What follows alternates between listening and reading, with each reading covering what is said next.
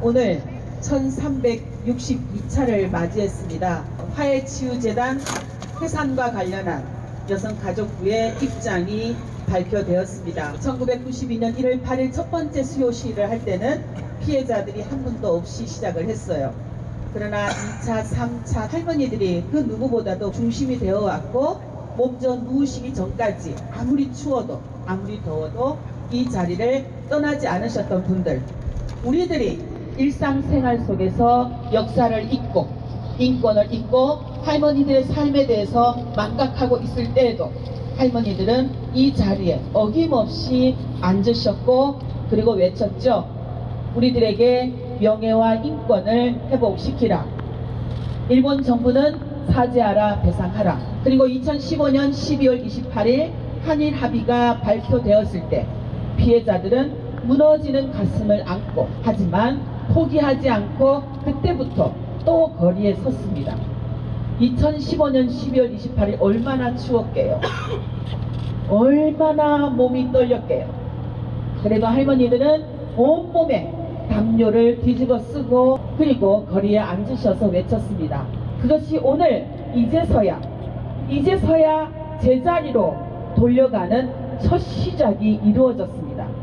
완성도 아니고요. 그래서 오늘 저는 이 자리에서 그동안 온몸을 던져서 싸우셨던, 그러나 지금 이 자리에 함께 하지 못하고 먼저 떠나신 수많은 우리 할머니들, 지금 살아계시지만 병상에서 오늘 이 소식을 듣고 그래도 약간은 안도의 숨을 쉬고 계시는 할머니들, 그분들을 생각하며 잠깐 묵상하는 시간을 가졌으면 좋겠습니다.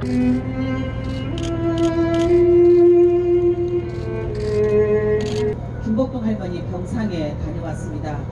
할머니의 목소리는 이제 거의 모기만한 소리도 아니었지만 할머니는 이제 남은 것은 일본 정부가 사죄하고 배상하는 것이다. 할머니의 선창에 따라 할머니의 구호를 따라 선당을 했습니다.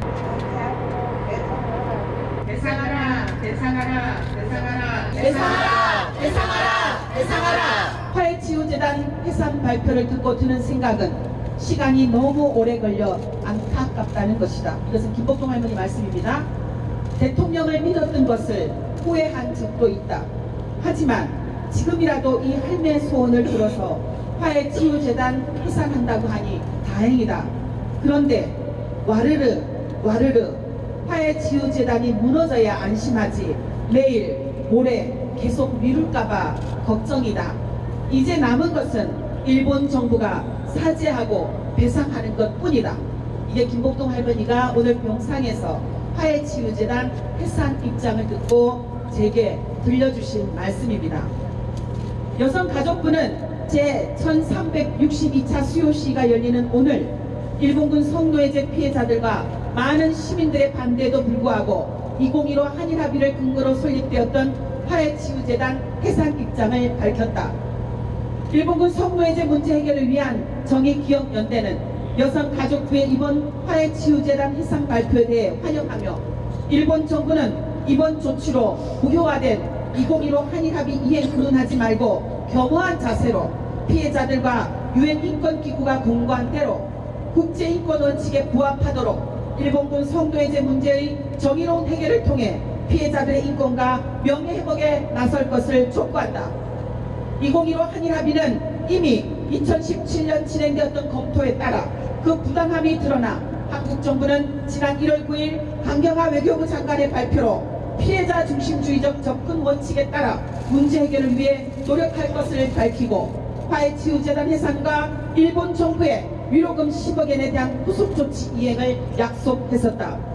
그로부터 10개월의 시간이 지난 오늘 피해자들과 함께 화해치유재단과 2015 한일합의 무효화를 위해 1인 시위를 비롯한 다양한 연대행동에 함께해준 시민들의 힘으로 정부는 화해치유재단 해산을 발표하기에 이르렀다. 언론 보도 등에 따르면 여가부가 화해치유재단 해산 방침을 밝히면서 남은 돈의 사용 방법에 관해 일본과 협의하겠다고 할 것이라고 한다. 하지만 일본 정부가 위로금 명목으로 제공했던 10억엔 반환을 위한 예산은 이미 지난 7월 정부가 예비비로 편성해 두었으므로 일본 정부의 협의는 반환을 위한 협의일 경우에만 필요한 절차이다. 따라서 화해치유재단의 해산 방침이 정해졌으므로 재단이 사용하고 남은 기금은 전액 국고로 환수되어야 함이 마땅하다. 지난 28년 동안 피해자들은 용기 있게 피해 사실을 공개하며 일본군 성노예제의 정의로운 해결을 일본 정부에게 요구하며 비가 오나 눈이 오나 매주 수요일 일본 대사관 앞에서 그리고 세계의 여러 거리 곳곳에서 정의 실현을 위한 싸움을 이어왔다. 하지만 이러한 피해자들의 정의 실현을 위한 노력에도 불구하고 발표된 2015 한일합의로 인해 고령의 몸을 이끌고 2015 한일합의라는 커다란 걸림돌에 맞서 더욱더 힘겨운 싸움을 이어갈 수밖에 없었다.